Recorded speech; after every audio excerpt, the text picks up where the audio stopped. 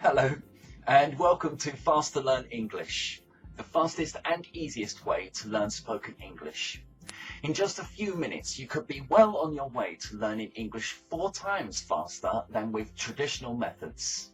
We're going to go through everything from your introduction right through to your guaranteed fluency. But first of all, a few questions. Number 1. Why do you think it is that some students struggle to learn to speak English whilst others seem to be able to speak it very easily? Question number 2. How much do you think the average student spends on learning English every year? We're going to answer those and more questions right now. Let's get to it. Hi, allow me to explain the Callum method and how it works and why it's the most effective way to learn spoken English. First, let's deal with the issue of pronunciation. This is you trying to memorize as many new words as possible to speak more fluently. Most students don't speak when they learn new words, but it's the most important thing to do. Just because we know a word does not mean that we can say the word. Why? The brain needs to do more than just recall a word in order to use it. We have to teach the brain how to use the muscles that are needed to pronounce the word. Often, these muscles will have never been used before. Let me give you an example. I might imagine that I'm a fantastic runner, but if I have never used my legs to run, I might look more like this. I might think that I'm a master martial arts expert, but in reality, Speaking is no different. If you don't use the muscles, then the word will come out wrong. In order to be a successful speaker, we are going to need our ears to listen and our muscles to pronounce.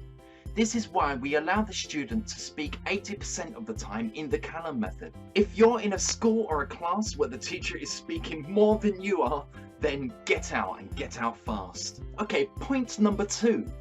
When you learn a new word, it's placed into passive vocabulary. This is not a good thing. Think of passive vocabulary as like a zip file on the front of your computer. The information can't be immediately accessed. It can only be directly requested for. However, we want our information to be placed into a standard folder where your brain can reference and use the information when it's needed. So how do we do this? First, we have to make a sentence. This creates some sort of curiosity. It makes the brain want to understand the sentence. So this is also what I like to call brain glue. Then we need to understand the sentence. This creates useful information. The brain doesn't remember useless information. This useless information goes straight into the zip file. Once the information is in your folder, we use it again so that it can become active vocabulary. This is vocabulary that's immediately accessible.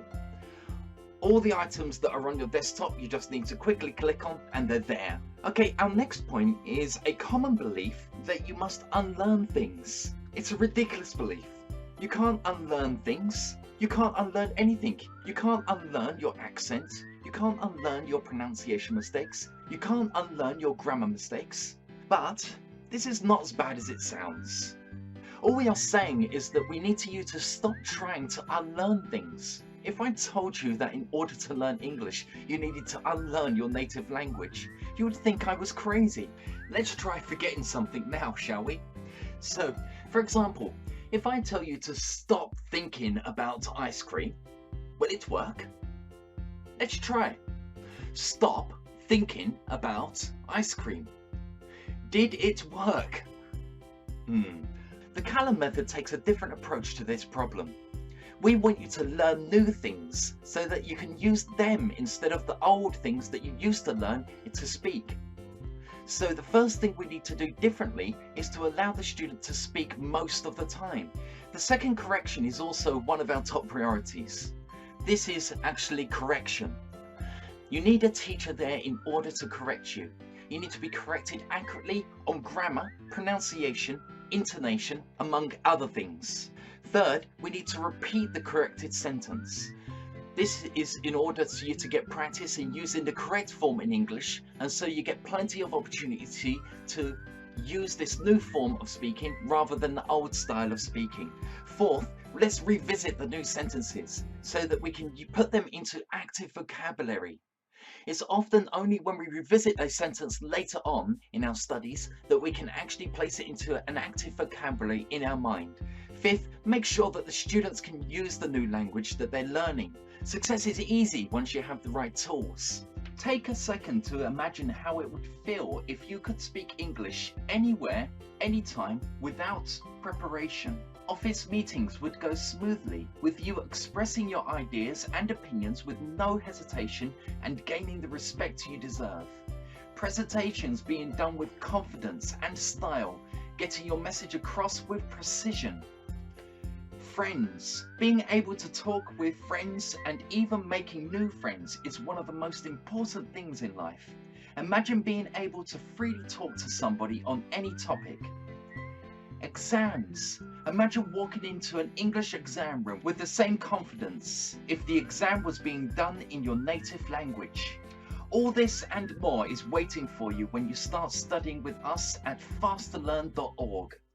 We guarantee your success in a quarter of the time it would take you with traditional methods. So what are you waiting for? Just click the button below and you could be taking your first steps to English success with me or any of our qualified teachers within minutes. That's not all, guys. I promised you some answers to a few questions at the start of this video. So, question 1. Why do you think it is that some students struggle to speak English while others seem to speak it very easily? Well, the two most important things for a student to be successful at speaking English is they must love the English language. And the second most important thing is that they don't care about making mistakes. The two most important things for students that are unsuccessful with learning to speak English is that they believe the teacher is responsible for all their mistakes. And they try to do everything perfectly first time. This is a big mistake. Don't be afraid of making mistakes, because sometimes mistakes are the best teacher. Question 2. How much does the average student spend on learning English? Well, I'm afraid that there is no real answer to this question. It really depends on where the student is from, how much money they have free to spend, and what they're prepared to spend for the English language, and how much they value the English language. If you value the English language a lot, then you don't care how much you spend on learning. But we can say this: to come to England, for example, and study English would cost you approximately about £6,000 per year. That's before flights and before accommodation. Studying online is the new, cheaper way to be successful at studying English. It's the future. Let me give you a quick example. If a student wanted to study English, and perhaps he comes from a place where his currency doesn't convert well into the English pound, then he will probably spend more money on books rather than English classes, so he can get the fundamentals of English together. It most certainly is possible to study English right up to the advanced level just by using material that's on the internet freely available and on books which are available at a relatively cheap price in any bookstore. However, there does come a stage in your learning experience where you're going to need a teacher. Whether you do that earlier or later will be completely your decision.